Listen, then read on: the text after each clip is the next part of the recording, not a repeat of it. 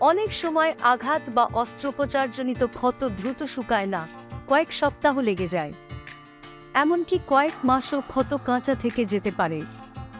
সাধারণত এসব ক্ষতকে ক্রনিক বা দীর্ঘমেয়াদী ক্ষত বলা হয়। এটি দুশ্চিন্তার বিষয় বৈকি নানা কারণে ক্ষত দীর্ঘস্থায়ী হতে পারে। এসব ক্ষত সারাতে বিশেষ যত্ন ও চিকিৎসা নিতে হয়। অবহেলা করলে ক্ষত আরও গভীরে ছড়িয়ে হাড়ে সংক্রমণ, এমনকি চর্মজনিত ক্যান্সারও হতে পারে। ক্ষত নিরাময় মানবদেহের একটি স্বাভাবিক জৈবিক প্রক্রিয়া, যা 4টি সুনির্দিষ্ট পর্যায়ের মাধ্যমে সম্পন্ন হয়। এর মধ্যে আছে হেমোস্ট্যাসিস, প্রদাহ, প্রসারণ ও পুনর্নির্মাণ। ক্ষত সফলভাবে নিরাময়ের 4টি পর্যায়ে যথাযথ ক্রম ও সময় মেনে ঘটতে হবে। বেশ কিছু বিষয় আছে যেগুলো ক্ষতস্থান পূরণের পর্যায়গুলোয় বাধা হয়ে দাঁড়ায়, ফলে ক্ষত শুকাতে বেশি সময় লাগে। যেমন মরা চামড়া বা কোষ।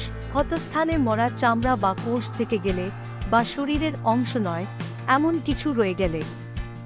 সংক্রমণ। ক্ষতস্থানে জীবাণু বারবার আক্রমণ করলে। রক্তক্ষরণ। ক্ষতস্থানে রক্তপাত হতে থাকলে, নতুন কোষ তৈরি, জোড়া লাগা, মজবুত হওয়া বন্ধ থাকে, রক্ত চলাচলে বাধা। ক্ষতস্থানে রক্ত চলাচল ব্যাহত হলে ক্ষত নিরাময়ের প্রক্রিয়া বাধাগ্রস্ত হয়। খাদ্য ও পুষ্টির ঘাটতি। ক্ষত পূরণের জন্য শরীরে পর্যাপ্ত প্রোটিন, জিঙ্ক, আয়রন ও ভিটামিন সি প্রয়োজন। এসবের ঘাটতি থাকলে ক্ষত শুকাবে না। অন্যদিকে বাড়তি ওজনের কারণেও ক্ষত শুকাতে দেরি হয়। ডায়াবেটিস, রক্তশূন্যতা, রোগ প্রতিরোধ ক্ষমতার অভাব, ক্যান্সার, রক্তনালীর সমস্যা বা রক্ত চলাচলে সমস্যাজনিত রোগ থাকলে ক্ষত পূরণে দেরি হয়। ধূমপান। ধূমপানের অভ্যাস থাকলে ক্ষতস্থান পূরণে ধীরগতি দেখা যায়, সেই সঙ্গে জটিলতা দেখা দিতে পারে। এছাড়া ডায়াবেটিস, নিউরোপ্যাথি ও কুষ্ঠ থাকলে অনুভূতি কমে যাওয়ায় বারবার ক্ষত বা আঘাত লাগলেও রোগী বুঝতে পারেন না, ফলে দীর্ঘমেয়াদী ক্ষতের সৃষ্টি হয়। বিশেষ ধরনের জীবাণু দিয়ে সংক্রমণ হলেও ক্ষত দীর্ঘমেয়াদী হয়। করণীয়। কোনো ক্ষত স্বাভাবিকের 3-4 সপ্তাহ তুলনায় দীর্ঘস্থায়ী হলে অবশ্যই চিকিৎসকের শরণাপন্ন হতে হবে।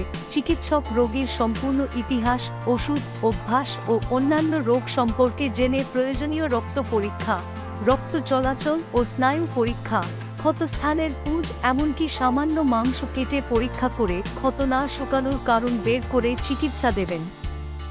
আমাদের ভিডিওটি যদি আপনার কাছে ভালো লাগে তাহলে চ্যানেলটি সাবস্ক্রাইব করুন এবং সবার আগে আমাদের ভিডিও পেতে বেল আইকনটি ক্লিক করুন। ধন্যবাদ।